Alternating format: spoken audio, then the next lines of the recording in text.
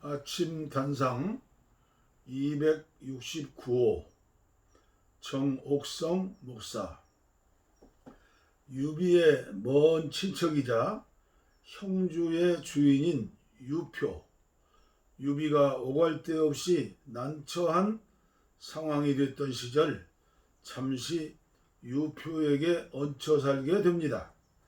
나이가 많고 건강이 안 좋았던 유표는 능력 없고 믿음지 못한 아들들에게 형주를 맡기지 못해서 고민이 깊었습니다.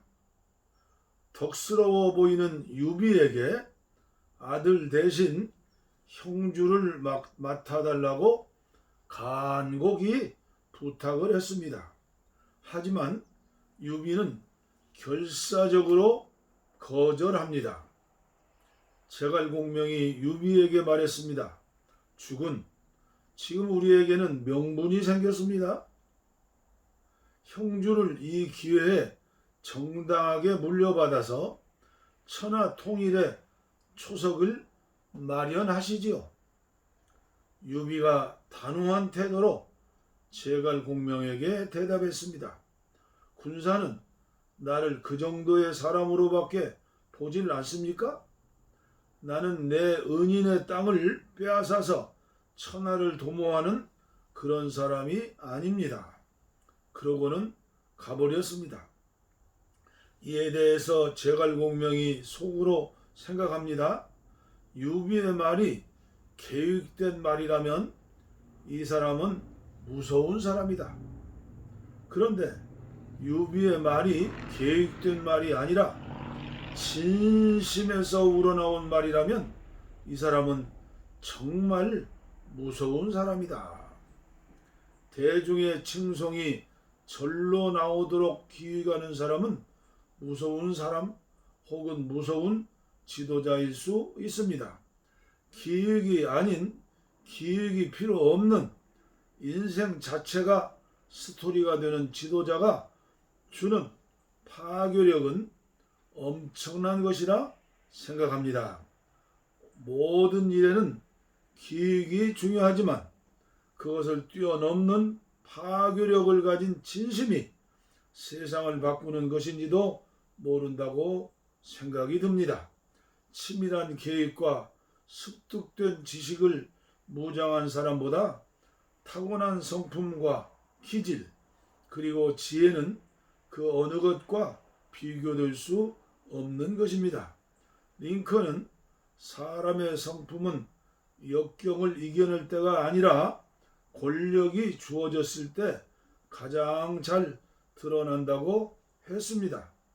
보통 사람들이 역경을 이겨내면 그 사람 성품이 참 좋네라고 합니다. 그러나 그것보다 더한 것은 가장 고귀한 자리에 올랐을 때입니다. 모든 것을 마음대로 할 수 있고 아무도 뭐라고 할 수 없는 위치에 올랐을 때 자유의지로 어떤 선택을 하느냐가 가장 성품이 정난하게 나타납니다. 권력을 쥐게 되면 성품이 좋은 사람은 그 권력을 약자를 보호하는 데 쓰는 반면 성품이 좋지 않는 사람은 남들을 학대하고 자기 지위를 누리는 데 쓴다는 것입니다. 그래서 권력을 쥐어주면 성품이 고스란히 드러난다는 얘기입니다. 물가에서 있던 전갈이 개구리에게 자신을 업고 강 건너편으로 데려다 달라고 부탁했습니다. 그러자 개구리는 물었습니다. 네가 나를 독침으로 찌르지 않는다는 걸 어떻게 믿지? 전갈이 말했습니다. 너를 찌르면 나도 익사할 텐데 내가 왜 그렇게 하겠어? 전갈이 말이 옳다고 판단한 개구리는 전갈을 등에 업고 강을 건너기 시작했습니다. 하지만 강 중간쯤에서 전갈이 개구리의 등에 독침을 박았습니다. 둘 다 물속으로 가라앉는 와중에 개구리가 숨을 몰아쉬며 물었습니다. 왜 나를 찔렀지? 너도 죽을 텐데. 전갈도 숨을 몰아쉬며 말했습니다. 그것이 내 본능이니까. 프랑스의 시인이며 우화 작가인 랑드 라퐁테니 쓴 전갈과 개구리의 내용입니다. 성품은 변하지 않습니다. 그건 자신을 봐도 알 수 있을 것입니다. 타고난 성품, 인성을 천성이라 부르고 타고난 직종이나 직업 등을 천직이라고 부릅니다. 사람은 무엇보다 타고난 성품이 좋아야 합니다. 청나라 황제 강희제는 이렇게 말했습니다. 인재를 논할 때 반드시 덕을 기본으로 삼아야 한다. 짐은 사람을 볼 때 반드시 심보를 본 다음 학식을 본다. 심보가 선량하지 않으면 학식과 재능이 무슨 소용이 있겠는가? 재능이 덕을 능가하는 자는 나라를 나서는 일에 결코 도움이 되지 못한다고 했습니다. 타고난 성품을 능가하는 것은 없습니다.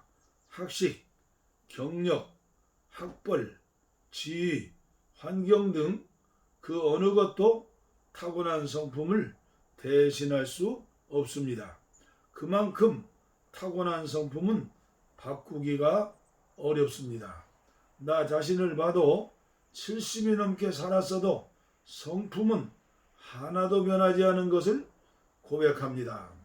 다만 그 성품이 조금 긍정적인 쪽으로 방향이 바뀐 것 뿐입니다. 그러다가 어떤 문제에 접하게 되면 순간적으로 본성이 튀어나오는 것을 보고 깜짝깜짝 놀랄 때가 많습니다. 좋은 성품 위에 학식이나 신앙이 더하게 되면 그야말로 고귀한 인품으로 존경을 받게 됩니다. 나라나 어느 단체나 조직의 지도자는 일단 성품이 진실하고 좋아야 합니다. 지인과 함께 어느 장관의 국정감사와 상임위에서 답변하는 모습을 보면서 지인의 관전평이 조금 이채롭습니다. 성품 자체가 표독스러운 거야. 학식과 자리로도 덮을 수 없는 것이 성품이라는 지인의 말에 100% 동의하는 것은 아니지만 대체로 공감이 갑니다. 성품과 기질이 좋지 않으면 피나는 성찰과 훈련으로 자신을 다듬어야 할 것입니다. 막무가내식 언어로 한성질하는 지도자의 모습을 언제까지 봐야 하는지 스트레스가 이만저만이 아닙니다. 정 목사님 스트레스 받지 말아요.